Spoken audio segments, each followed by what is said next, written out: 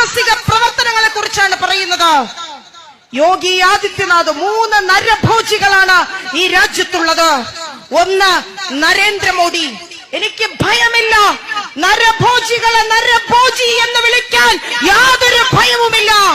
നരഭോജിയാണ് അയാൾ.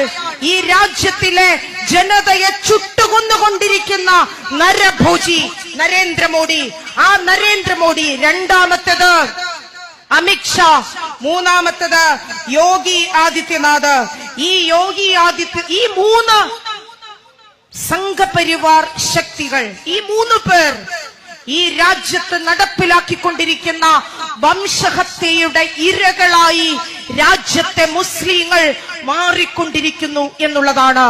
രാജ്യത്തെ മുസ്ലിങ്ങളില്ലാത്ത ഒരു രാജ്യം സൃഷ്ടിക്കുക വഴി അതിലൂടെ ഹിന്ദുത്വ തങ്ങളുടെ ലക്ഷ്യം സവർണ സാംസ്കാരിക ദേശീയത, അതിൽ കുറഞ്ഞതൊന്നുമില്ല.